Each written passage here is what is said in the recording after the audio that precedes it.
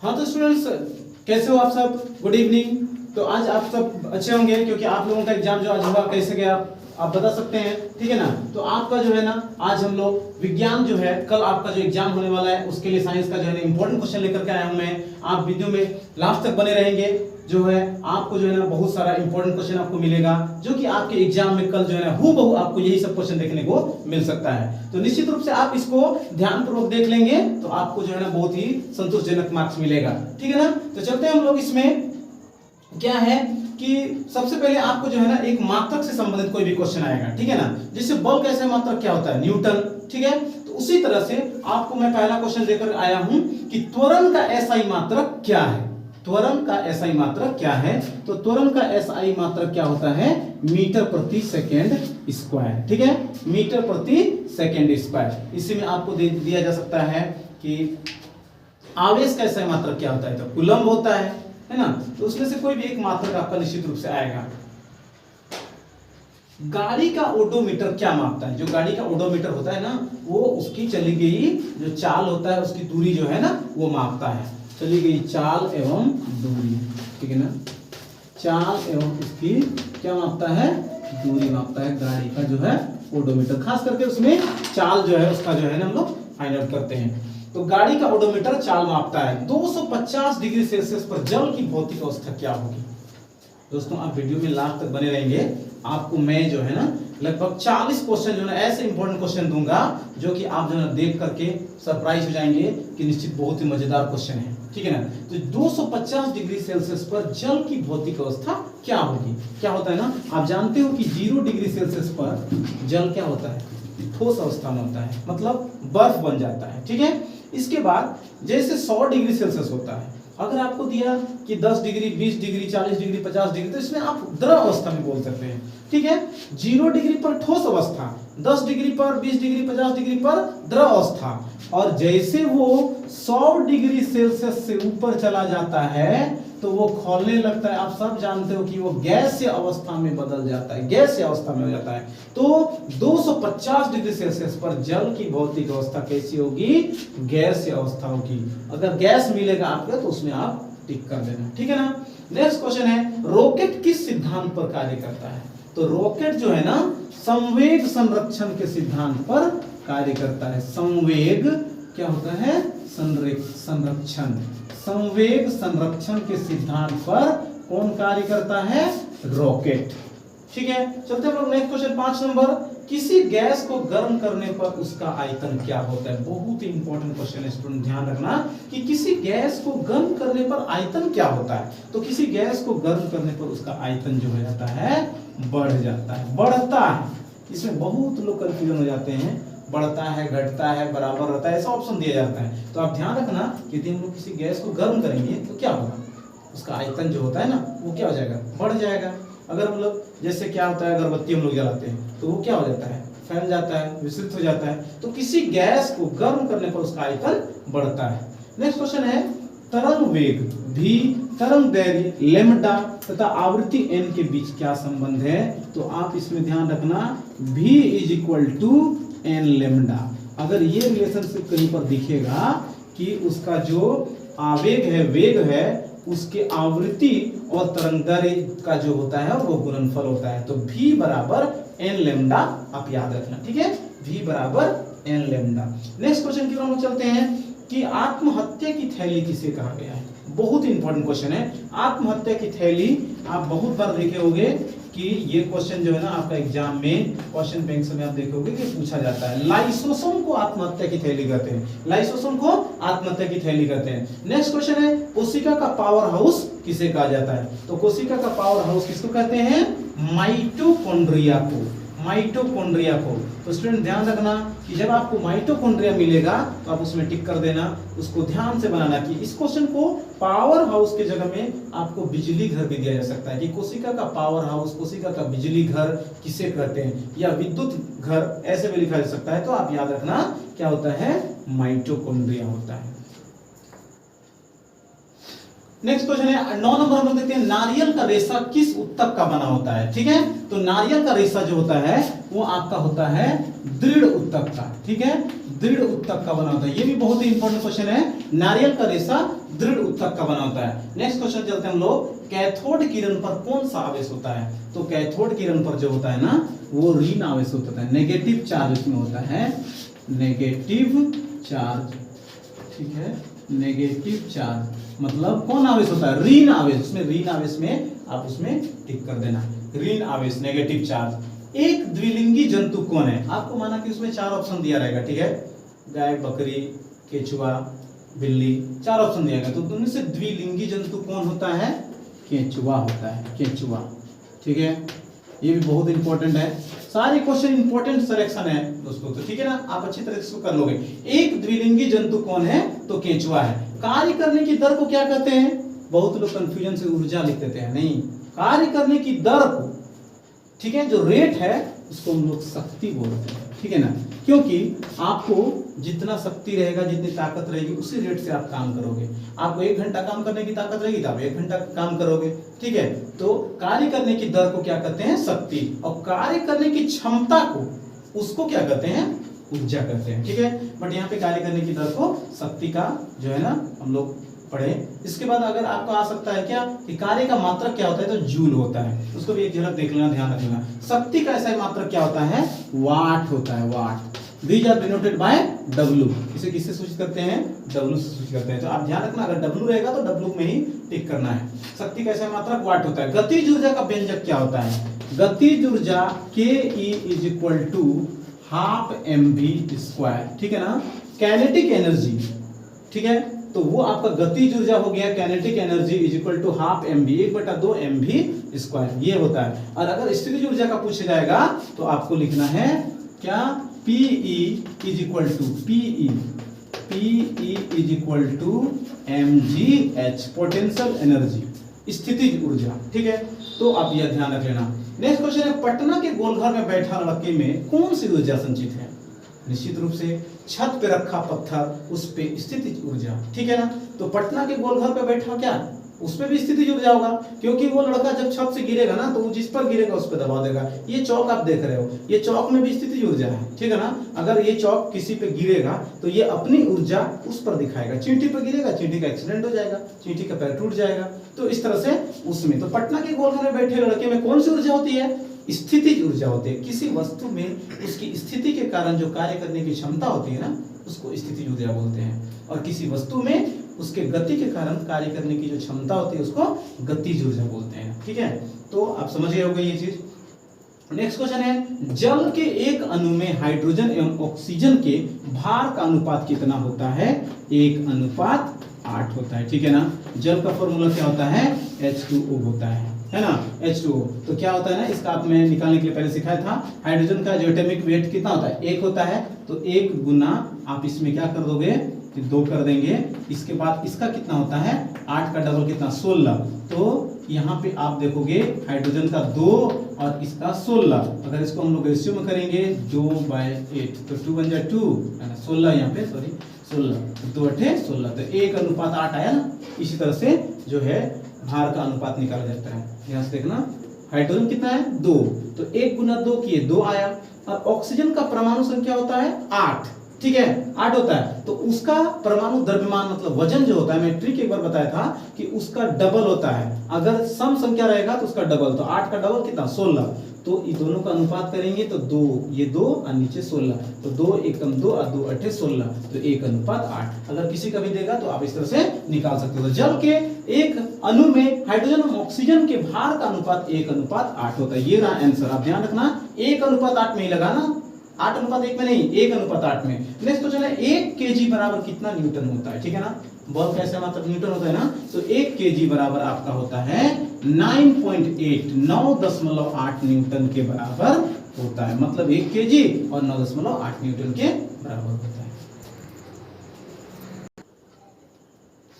Next question चलते हैं हम लोग, एनिलिडा के उत्सर्जन अंग को क्या कहते हैं, है ना। जो एनिलिडा जो समुदाय का जीव होता है ना, उसके उत्सर्जन अंग को जो है नेफ्रिडिया बोलते हैं, नेफ्रिडिया। ठीक है, नेफ्रिडिया, ध्यान रखना अगर ऑप्शन में आपको एनिलिडा से संबंधित उत्सर्जन अंको अगर मिलेगा तो नेफ्रिडिया, एनिलिडा नेफ्रिडिया दोनों सेम नेम थोड़ा सा लग रहा है ना, आप इनको याद रख लेना। एनिलिडा के उत्सर्जन अंक को नेफ्रिडिया कहते हैं। चलते हैं हम लोग नेक्स्ट क्वेश्चन के 19 नंबर में। एवोगेड्रो संख्या का मान कितना होता है? एवोगेड्रो संख्या का मान कितना होता है? 6.022 इंटू 10 टू द पावर -23, ठीक है 23, 6.022 गुना 10 पे पावर 23, ठीक है ना। ये आपका होता है एवोगेड्रो संख्या, ठीक है। ये नेक्स्ट क्लास में आप पढ़ोगे मोल संकल्पना जो होता है। आवृत्ति का ऐसा मात्रक क्या होता है?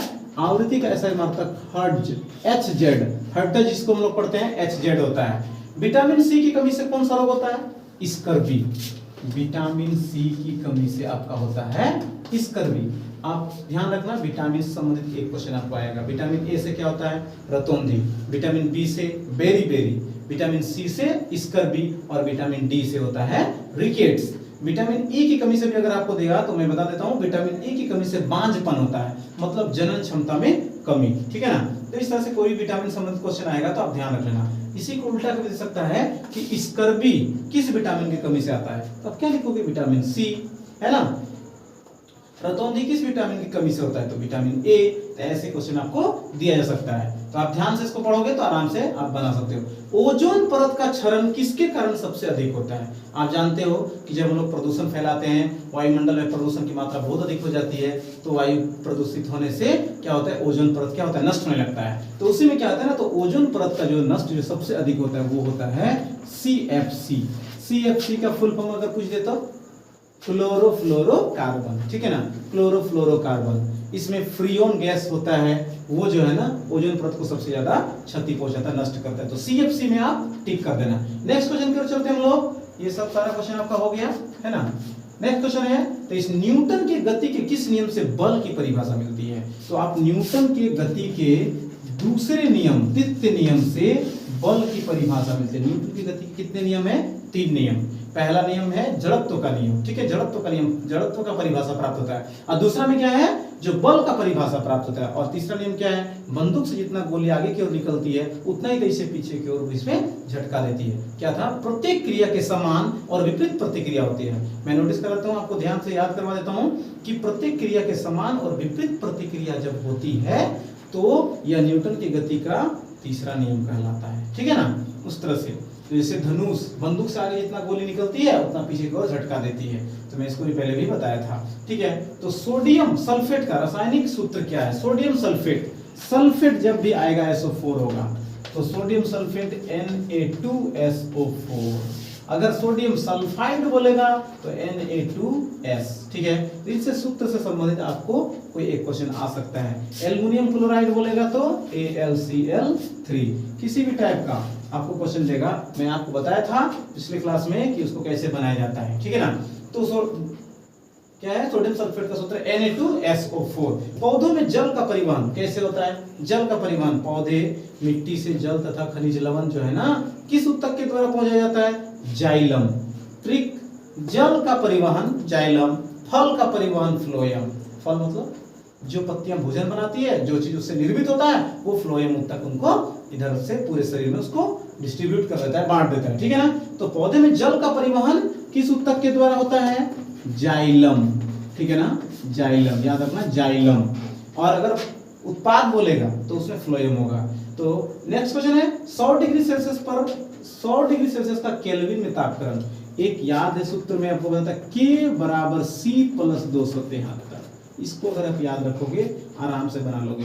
K बराबर, मैं ये बताता हूँ, K बराबर C प्लस 273। ध्यान देना, K बराबर तो आपको किसमें 100 डिग्री, तो K यहाँ पे लिख देते हैं। C सेल्सियस कितना? 100 डिग्री, आप यहाँ पे 100 डिग्री लगा देना और 273 प्लस कर देना, ठीक है ना। तो 273 और 100 करेंगे तो आपका कितना हो जाएगा? 373। तो 373 केल्विन जो है ना आपका इसका आंसर हो जाएगा। तो आप ध्यान रखना, इसको याद रखोगे तो आप आराम से बना सकते हो K बराबर C प्लस 273, ठीक है ना। तो इस तरह से आपका हो जाता है। इसके बाद दूसरा क्वेश्चन है आपका जो है ना, पादप और जंतु कोशिका में मुख्य अंतर क्या है? पादप कोशिका और जंतु कोशिका होता है ना, तो इनमें बहुत सारे अंतर होते हैं, लेकिन सबसे बड़ा अंतर जो होता है उसमें पोषण संबंधी होता है। पोषण, उसमें ऑप्शन में आपको मिलेगा तो पोषण संबंध में आप टिक लगा देना। पोषण संबंधी अंतर, पोषण संबंधी अंतर क्या होता है ना कि जब जंतु कोशिका और पादप कोशिका के जो भोजन करने का और उनके पाचन करने का जो जो प्रोसेस है वो थोड़ा सा डिफरेंस है, थोड़ा ही नहीं बल्कि बहुत विशेष डिफरेंस है। तो इसलिए पादप और जंतु कोशिका में मुख्य अंतर क्या है? पोषण संबंधी, पोषण मतलब खान पान जो है ना, पाचन होता है, उसका उत्सर्जन होता है, तो उसी में सारा चीज आता है। तो ये पोषण संबंधी जो है ना सबसे बड़ी अंतर इसमें रहता है। 28 नंबर क्वेश्चन है स्टूडेंट्स, हीलियम कैसा गैस है? हीलियम जो होता है ना, पीरियोडिक टेबल, आप डिस्कशन बॉक्स में देखोगे मैं पीरियोडिक टेबल याद करने का एक तकनीक बताया हूँ, बहुत ही शानदार है। आप उसको पीछे जो है ना जाकर के आप देख सकते हो। क्या होता है ना कि हीलियम कैसा गैस है? तो हीलियम जो होता है आपका अक्रिय गैस है, अक्रिय गैस रहेगा, उसमें टिक लगा देना। निष्क्रिय रहेगा उसमें भी आप कर सकते हो, ठीक है ना। तो हीलियम कैसा गैस है? अक्रिय गैस है। आयोडीन की कमी से कौन सा रोग होता है? सभी लोग जानते हैं, घेघा होता है ना। आयोडीन की कमी से घेघा नामक रोग होता है। सोडियम का सही इलेक्ट्रॉनिक विन्यास, सोडियम का परमाणु संख्या कितना होता है? 11 होता है ना। तो इसको हम लोग कैसे करते हैं? 2 पहला घर में कितना होना चाहिए? पहले कक्ष में 2, दूसरा में 8 और तीसरा में 1। तो 8 2 10 अरे कितना हो गया? 11। तो 281 is the electronic configuration of sodium, ठीक है ना। तो 281 जो है उसका सोडियम का सही इलेक्ट्रॉनिक विन्यास है। इसी में अगर आपको संयोजकता पूछा जाएगा या संयोजी इलेक्ट्रॉन पूछा जाएगा तो लास्ट वाला लिख देना, ठीक है ना। 1 तो कार्बन 1, सोडियम की संयोजकता कितनी होती है? 1 होती है। नेक्स्ट क्वेश्चन है जल का रासायनिक सूत्र। अभी मैं बताया था जल का रासायनिक सूत्र क्या होता है? H2O। इसके भार का अनुपात कितना बताया था? 1:8। तो ध्यान रखना है। नेक्स्ट क्वेश्चन है, एक कार 2 घंटा में 100 किलोमीटर की दूरी तय करती है तो उसकी औसत चाल क्या होगी? बहुत इंपॉर्टेंट क्वेश्चन है। ऐसे क्वेश्चन में स्टूडेंट बिल्कुल घबरा जाते हैं और उसको नहीं बना पाते हैं, ठीक है ना। तो इसको क्या करना है आपको ना कि एक कार 2 घंटा में 100 किलोमीटर की दूरी तय करती है। तो ये क्या है? समय है। समय आपका कितना है? 2 घंटा। ये क्या है? दूरी है। तो उसकी चाल आप पढ़े हो, चाल बराबर दूरी बटा समय, दूरी बटा समय। दूरी कितना है? 100 किलोमीटर और चाल कितना है? समय कितना है? 2 घंटा। 2 एकम 2 50 दूना 100, 50 किलोमीटर पर आवर।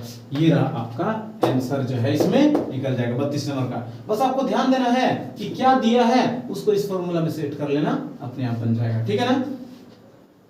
अब इसमें देखना है कि समय के साथ वेग में परिवर्तन की दर को क्या कहते हैं? मोस्ट इंपोर्टेंट क्वेश्चन, समय के साथ वेग में परिवर्तन की दर को क्या कहते हैं? त्वरण। त्वरण कहते हैं। समय के साथ वेग में परिवर्तन की दर को त्वरण कहते हैं। अब इसी में एक क्वेश्चन आ सकता है, ऋणात्मक त्वरण को क्या कहते हैं? मंदन कहते हैं। अब पूछा जाएगा कि ऋणात्मक त्वरण को क्या कहते हैं? तो मंदन, ठीक है ना। अब क्या है नेक्स्ट क्वेश्चन है हम लोग का, इलेक्ट्रॉन की खोज किसने की? जे टॉमसन। जे टॉमसन ने इलेक्ट्रॉन की खोज की है। जे टॉमसन ने इलेक्ट्रॉन की खोज की है। क्या था ना कि प्रोटॉन या परमाणु का खोज जो है ना रदरफोर्ड ने किया था, और न्यूट्रॉन की खोज अगर पूछा जाएगा तो जेम्स चैडविक ने किया था, ठीक है ना। मैं एक ट्रिक भी बताया था पहले, ईंट पर नाच वाला, ठीक है ना। तो उसको आप कर सकते हो। इलेक्ट्रॉन की खोज किसने की? जे टॉमसन ने। देखिए मैं बताया था आपको, ईंट पर नाच, ठीक है। इलेक्ट्रॉन का खोज टॉमसन ने किया, परमाणु की खोज रदरफोर्ड ने किया, और 9 से न्यूट्रॉन की खोज चैडविक ने किया। दोस्तों समझ में आया होगा, आप वीडियो को लाइक कर सकते हैं, है ना। तो आप इससे आसान से याद कर सकते हैं। तो इलेक्ट्रॉन की खोज किसने की? जे टॉमसन ने किया था। वेग कैसी राशि है? Important question. वेग जो है आपका कैसा राशि है? सदिश राशि है। चाल अगर रहेगा तो अदिश राशि है। जिसका दिशा और परिमाण निश्चित होता है उसको सदिश राशि बोलते हैं, और जिसका दिशा और परिमाण निश्चित नहीं होता उसको अदिश राशि बोलते हैं, ठीक है ना। तो वेग कैसी राशि है? सदिश राशि है। नेक्स्ट क्वेश्चन हम लोग का है, न्यूटन की गति के पहले नियम से क्या प्राप्त होता है? तो आप ध्यान रखना, आपको ऑप्शन में अगर मिलेगा जड़त्व, पहले नियम से जड़त्व की परिभाषा, दूसरे नियम से बल की परिभाषा। तो पहला नियम का बात किया तो क्या लिखोगे आप? जड़त्व का परिभाषा। नेक्स्ट क्वेश्चन है हम लोग का 37 नंबर, कैल्शियम कार्बोनेट का सूत्र। कैल्शियम कार्बोनेट को संगमरमर भी बोलते हैं, चूना पत्थर, अगर चूना पत्थर बोले उसी का सूत्र लिखना, संगमरमर बोले उसी का सूत्र लिखना है, कैल्शियम कार्बोनेट बोले उसी का सूत्र होगा। अंडे का कवच किस पदार्थ का बना होता है? तो कैल्शियम कार्बोनेट का होता है, उसका सूत्र होता है CaCO3, कैल्शियम कार्बोनेट। अगर कार्बोनेट की बात करेगा ना तो आप CO3 लास्ट में लगा देना। यदि सपोज दैट आपको पूछा जाएगा सोडियम कार्बोनेट का, तो आप क्या लगाओगे Na2CO3। मैग्नीशियम कार्बोनेट का तो क्या होगा MgCO3। तो इस तरह से आपको यहाँ पे पूछा गया था कैल्शियम कार्बोनेट का, मैं आपको ये सिखा दिया, तो आपको CO3 लास्ट में डालना ही होगा, ठीक है ना। मैं इसको बताया भी था पहले कि इसको कैसे मतलब जो है ना समीकरण को बनाया जाता है। नेक्स्ट क्वेश्चन है 282 किस तत्व का सही इलेक्ट्रॉनिक विन्यास है। 282 बहुत इजी है, थोड़ी बहुत भी अगर आपको जानकारी है तो आराम से कर सकते हो। क्या है ना कि ये दो तीनों को जोड़ना है, 8 2 10 और 2 12। 12 किसका है, 12 किस तत्व का है, मैं सिखाया था पिछले वीडियो में, आप देखोगे बेटा मांगे कार स्कूटर, ठीक है ना। तो बेरिलियम का कितना होता है 4, 4 में 8 जोड़ेंगे तो कितना होगा 12। 12 किसका होता है मैग्नीशियम का, तो 8 2 10। 11 सोडियम का होता है, सोडियम के बाद क्या होता है 12 आता है ना मैग्नीशियम, तो इसका आंसर आपका हो जाएगा मैग्नीशियम, ठीक है ना। मैग्नीशियम का ये Mg, आपको अगर Mg मिलेगा आप उसमें टिक लगा देना। नेक्स्ट क्वेश्चन है 20 Hz से कम आवृत्ति वाले ध्वनि को क्या कहते हैं। 20 Hz 20 हर्ज से कम आवृत्ति वाले ध्वनि को अवश्रव्य ध्वनि बोलते हैं, ठीक है ना, अवश्रव्य ध्वनि। और 20,000 हर्ज से अधिक वाले को पराश्रव्य, ठीक है। और 20 हर्ज से कम को 20 हर्ज और 20,000 के बीच वाले को श्रव्य, जिसको मनुष्य सुन सकता है। इस ध्वनि को कौन सुन सकता है, कुत्ता सुन सकता है, ठीक है, बिल्ली सुन सकता है, कबूतर, लेकिन पराश्रव्य ध्वनि चमगादड़ सुन सकता है, ठीक है ना। तो आप इसमें ध्यान रखना, 20 से कम बोल देगा तो अवश्रव्य, 20 और 20,000 के बीच में श्रव्य, और 20,000 से ऊपर जब चला जाएगा ना तो आप ध्यान रखना पराश्रव्य ध्वनि है। नेक्स्ट क्वेश्चन है, इस टाइप का भी एक क्वेश्चन मिल सकता है आपको कि कौन इनमें से सही है। तो S बराबर U plus half AT square, S बराबर U plus half AT square कभी आपने नहीं सुना होगा, ठीक है। मैं आपको प्रूफ करवाया था S is equal to UT plus half AT square. S जो होता है कुल दूरी होता है, ठीक है ना, उसका U इनिशियल वेलोसिटी होता है ना, फिर T टाइम होता है, A एक्सीलरेशन होता है, त्वरण होता है। तो S बराबर हाफ AT स्क्वायर, S बराबर UT plus half AT square, ये आपका करेक्ट है। बाकी ये तीनों जो है ना जो है करेक्ट नहीं है, ठीक है ना। तो इस तरह से आपका जो है ना मैं 40 क्वेश्चन करा दिया। इसी टाइप का बहुत सारे क्वेश्चन मैं पिछली बार भी करवाया था।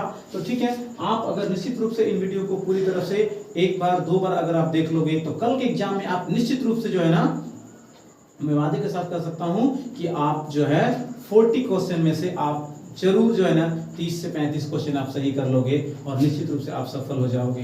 तो इस तरह से यदि आप मेरे वीडियो से संतुष्ट हो तो आप मेरे वीडियो में जो है ना मेरे चैनल को सब्सक्राइब कर लें और बेल आइकन को प्रेस कर लें, ठीक है। Best of luck and all the best for science exam, math and social science exam.